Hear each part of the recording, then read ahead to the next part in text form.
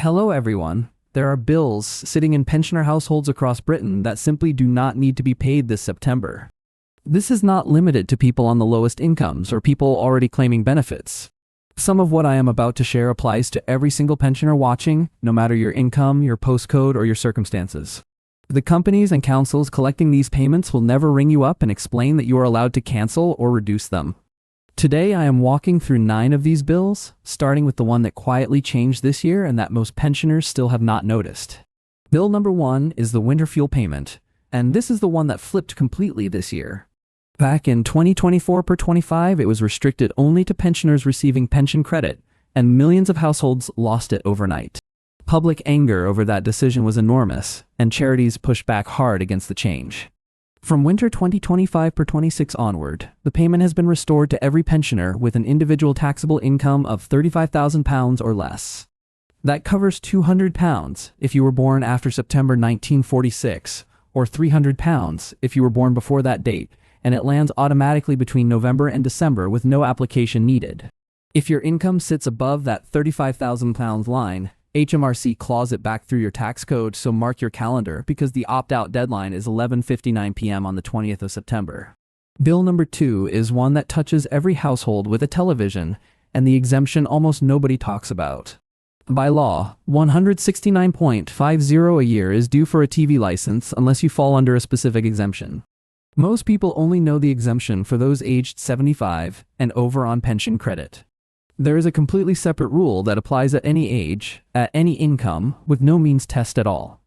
If you do not watch live television as it broadcasts, and you do not use BBC iPlayer, you are not legally required to hold a license. Anyone whose viewing has genuinely shifted to Netflix, Prime Video, ITVX, or YouTube can complete the no license needed declaration online and receive a refund on the unused portion within weeks. Bill number 3 is council tax, and it is one of the biggest annual costs a pensioner carries. A typical Band D property in England runs between £1,500 and £2,500 a year, and there are 2 separate routes to cutting that figure. Anyone who is the only adult living in their property qualifies automatically for a 25% single-person discount, worth roughly £400 to £600 a year, with no income check required. The second route gets missed constantly, because middle-income pensioners assume their earnings disqualify them. If your only income is the state pension, currently £200, £41.30 a week, and your savings sit below £16,000, you may qualify for a serious reduction or even a full council tax exemption. Contact your local council and ask specifically for a council tax reduction assessment rather than assuming you earn too much. Bill number 4 sits with your broadband provider, who is legally obligated to offer you a cheaper deal they hope you never ask about.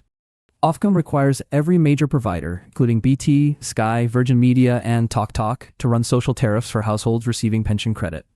These packages typically cost £12 to £15 a month, against standard prices of £35 to £55.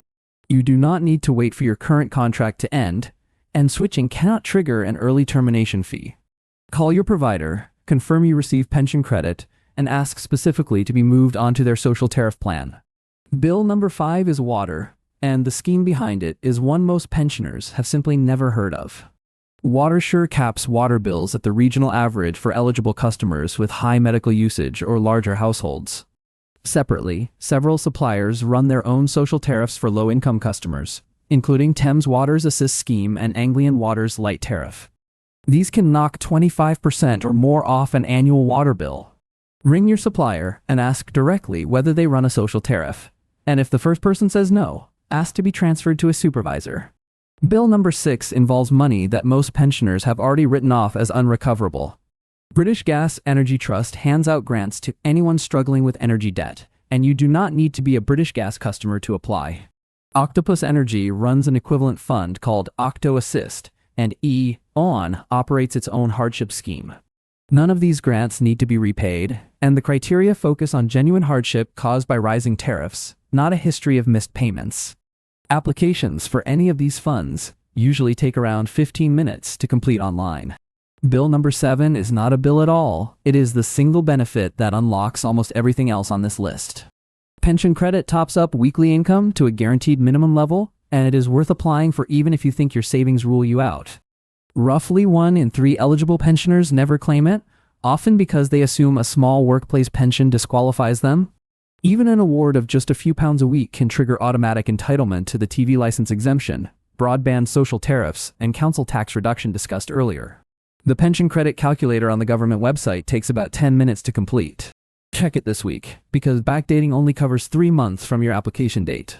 Bill number 8 is healthcare costs that pensioners on pension credit are quietly overpaying every single month. Free NHS prescriptions already apply to everyone over 60 in England, but dental treatment and eye tests are a different story. Anyone receiving pension credit qualifies for free NHS dental treatment, free eye tests, and vouchers toward the cost of glasses. Without pension credit, a single course of dental treatment can run into hundreds of pounds. Take your pension credit award letter to your dentist or optician and ask them to apply the exemption directly. Bill number 9 is the Warm Home Discount, a one-off payment worth £150 taken directly off an electricity bill. In England and Wales, it is now largely automatic for households on qualifying benefits, including pension credit. Scotland still runs an application-based system, so households north of the border need to apply directly rather than wait for the payment to appear. The scheme typically opens in October and closes in early spring, so households need to be registered for the right benefits before then. Check your energy supplier's website this month to see whether you have already been confirmed for the discount. So here is the complete picture heading into September. Winter fuel payment is back for anyone under the £35,000 threshold, with the opt-out deadline on the 20th. Check your TV viewing habits for the license exemption, ask your council about both council tax discounts, and call your broadband and water providers about social tariffs. Apply to the energy hardship funds if bills have become unmanageable, check your pension credit eligibility even if you think you will not qualify, and take your award letter to the dentist and optician. Register for the Warm Home Discount before October because none of these savings arrive automatically just because you deserve them. Subscribe, and send this to every pensioner you know who is quietly paying money they do not have to. I will see you in the next one.